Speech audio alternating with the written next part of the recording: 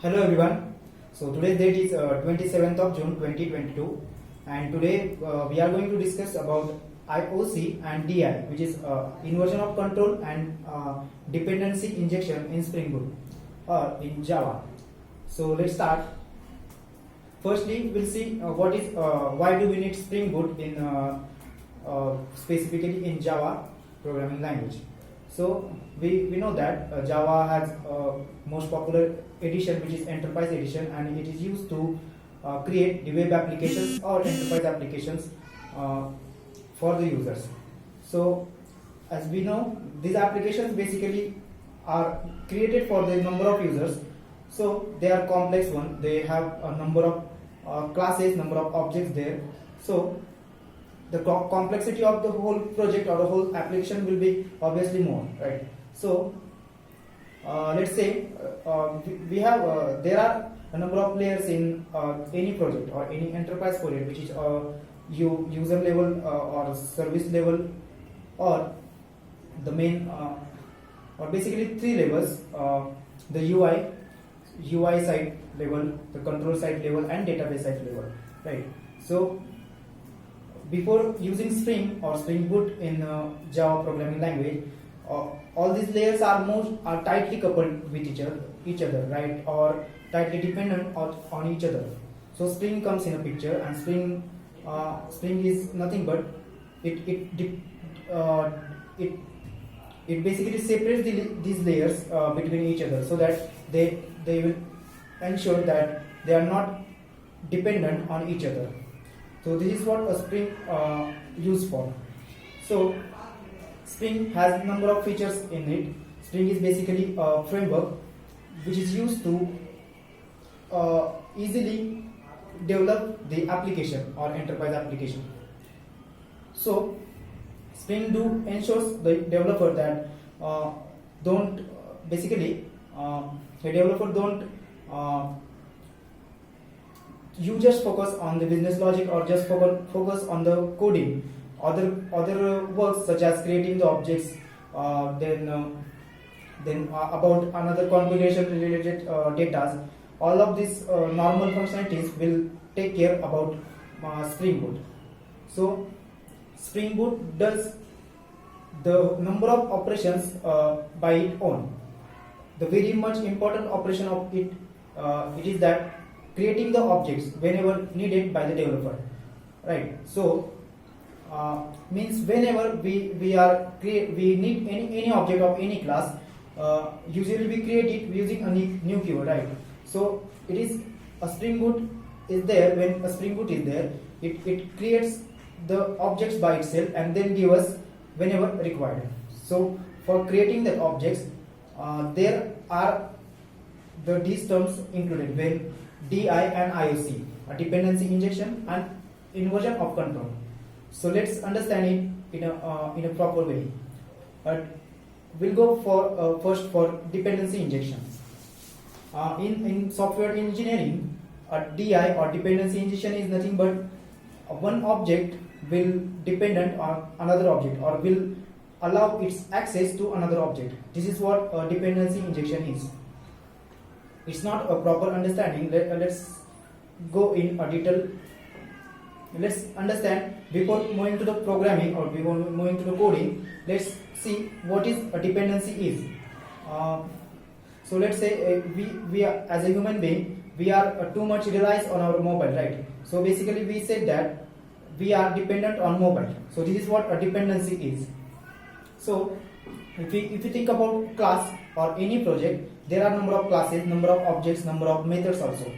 When we say that a class A is using some functionalities of class B, then we can say that the class A is dependent on class B, right? So it is obvious that in Java, whenever we used to require or any functionalities from any class, it is we need to first create the object of that particular class, right? So basically to create object or to say someone to that create the object and give me that object. So this is what a dependency injection is. We as a developer told or asked for an object of any class to the DI or to the IOC then it will create the object and it will give us. Then we are using the dependency object class. So this is what a dependency injection is. So let's see. We have a class of bike, and in bike there are number of objects like battery, like machine, that or chassis, engine, wheels. Number of objects are there. So once we create the whole project of bike, and in future, let's say currently I am using, or we are using MRF wheels or MRF tiles of for the bike. Or in future, whenever if you want to change that MRF tires with CA tires, so before using DI, we must have to change the whole object of bike, right?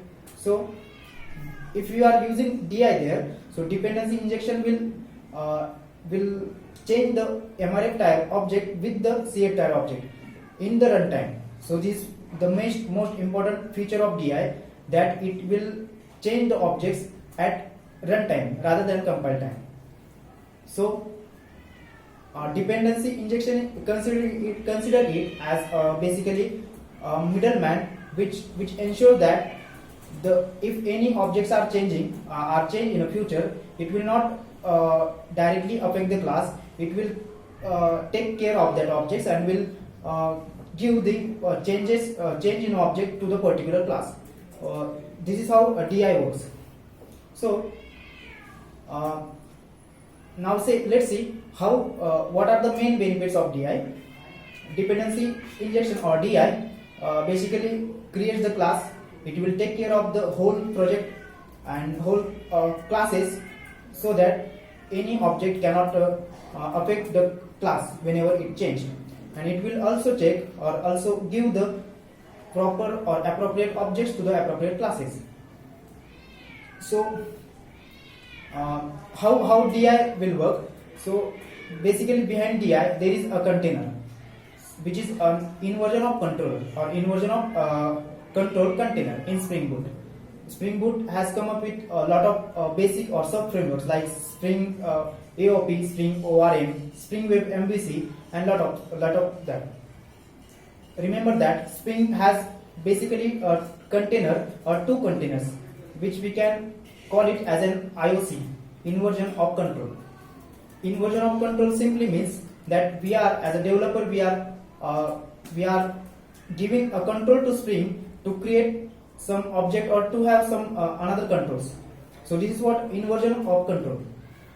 Let's understand through a bit example. If you are an employee in a company, you are going to the company by a car and you are driving a car, right? So instead of driving a car, you just call a cab and tell the cab that so basically cab driver will drive a car and you will focus on your main work. So in this scenario, you are giving a control of driving a car from you to a cab driver. This is what inversion of control.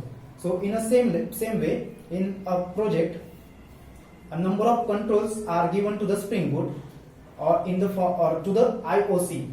Let's say to create an object, to take care of an object of a class, to take care of some functionalities of a class, or to take care of number of annotations of a class.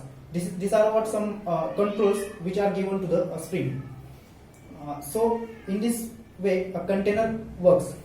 So container is nothing but a container or a space which have objects created there.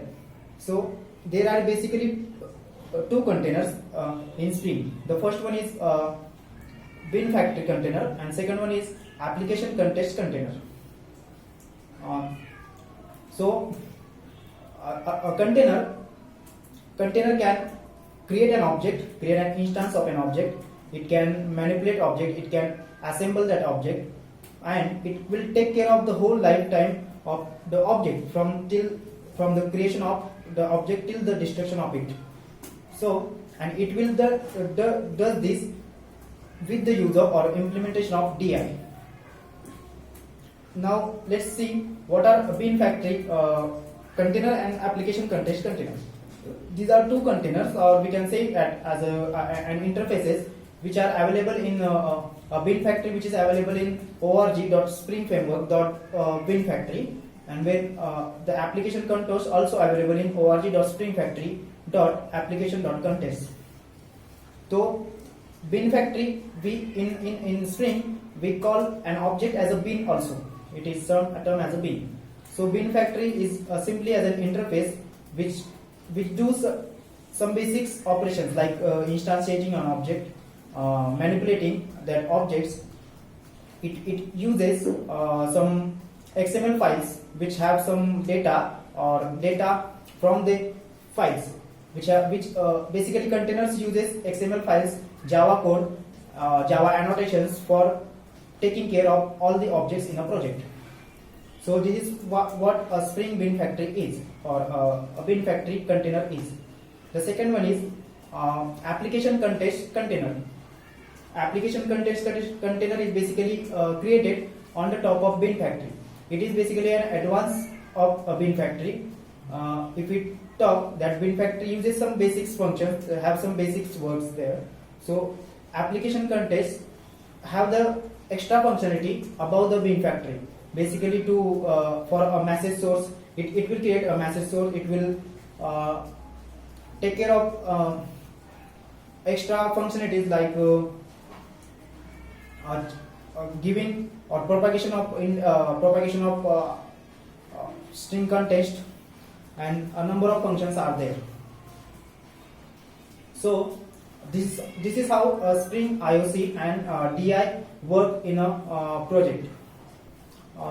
Although DI and IOC are not, we cannot differentiate it with each other because they are totally dependent on each other. So IOC will create the objects, and DI will transfer the object to the required class, or to the required whenever we require as a developer. So this is how we can explain how IO and IOC and DI works in a Spring Boot. So thank you so much.